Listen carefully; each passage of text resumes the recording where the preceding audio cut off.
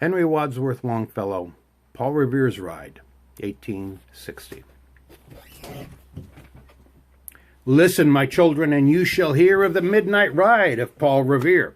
On the 18th of April in 75, hardly a man is now alive who remembers that famous day and year.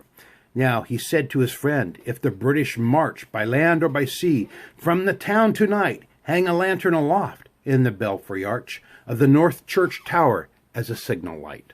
One if by land and two if by sea, and I on the opposite shore shall be ready to ride and spread the alarm through every Middlesex village and farm for the country folk to be up and to arm.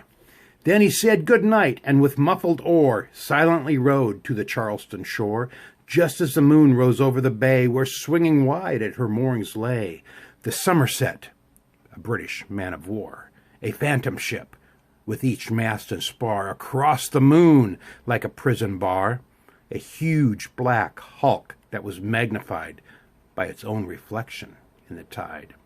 Meanwhile his friend through alley and street wanders and watches with eager ears, till in silence around him he hears the muster of men at the barrack door, the sound of arms, the tramp of feet, and the measured tread of the grenadiers marching down to their boats on the shore.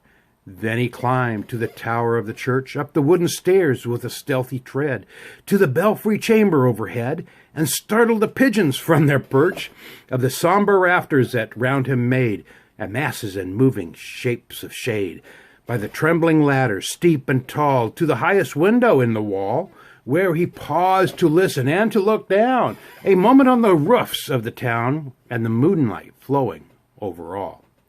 Beneath the churchyard lay the dead, in their night encampment on the hill, wrapped in silence so deep and still that he could hear, like a sentinel's tread, the watchful night wind as it went, creeping along from tent to tent, and seeming to whisper, all is well. A moment only he feels the spell of the place and the hour and the secret dread of the lonely belfry and the dead, for suddenly all his thoughts are bent on a shadowy something far away, where the river widens to meet the bay, a line of black, and floats on the rising tide like a bridge of boats. Meanwhile, impatient to mount and ride, booted in spurs with heavy in stride, on the opposite shore walked Paul Revere. He patted his horse's side, now gazed on the landscape far and near, then impetuous stamped the earth, and turned and tightened his saddle girth. But mostly he watched with eager search the belfry tower of the old North Church, as it rose above the graves on the hill, lonely and spectral and sombre still. And lo, as he looks on the belfry's height, a glimmer, and then a gleam of light. He springs to the saddle, the bridle he turns, but lingers and gazes till full on his sight a second lamp in the belfry burns.